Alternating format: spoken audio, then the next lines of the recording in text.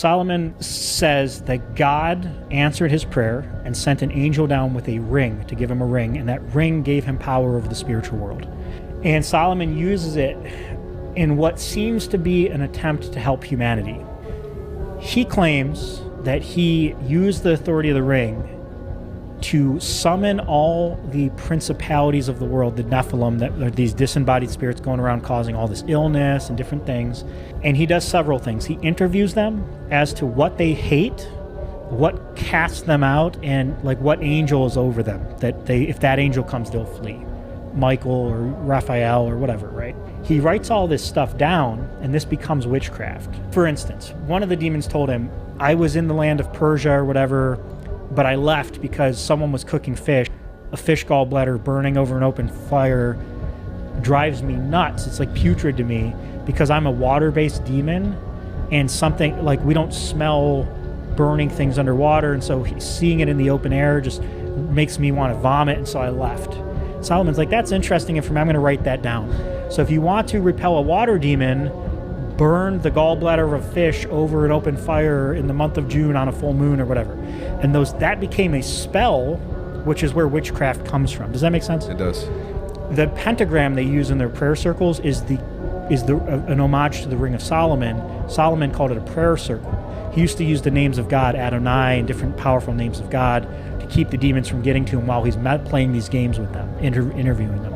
He would summon them, milk them for information, forcing them to comply with the ring, and then basically saying, okay, you go over here. He would enslave them to build the temple of God.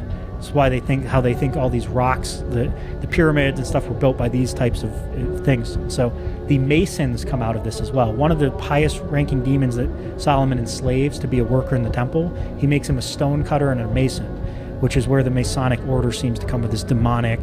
Does that make sense? It's like all tied together. So Solomon summons all these guys, writes down a list of everything they hate based on starts to categorize and map out the spiritual world for the sake of humanity being able to control them. Because at this point, these things are running around tormenting the world. Solomon's trying to get a hold of it. So he's basically the sorcerer supreme, if you think of it like that. But he realizes that you can enslave the entire spiritual world if you get their bosses. They have to follow. And now you've cleared the world of demons, and guess what he trapped them in? What? A brass vessel, a lamp. This is where the legend of genies comes from. It's also the idea of Pandora's box.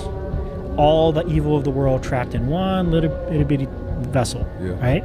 He throws it into the lake, drowning them. The world prospers. His kingdom prospers. Everything's good. No evil, no wars, no nothing. Humanity, hearing the legends of this, start trying to dive the sea to figure out how to get this lamp back up so they can release these things so that they can manifest. This is like literally manifestation. That's why it's so dark and deep. Very ancient roots to these things. They want stuff. These things have power, and while they were horrible and tormenting us, they also gave us what we wanted if we worshiped them, right? So they opened Pandora's box. Solomon's still in control because of the ring, but at this time, and this is where Balaam comes back in, guess what they did to trip up Solomon? They sent a woman to cause him to fornicate, who forced him as a literal prerequisite to sleeping with him, you have to worship my foreign god. They always try to get God to punish us through our sin because they can't curse us because of the authority we have in Christ.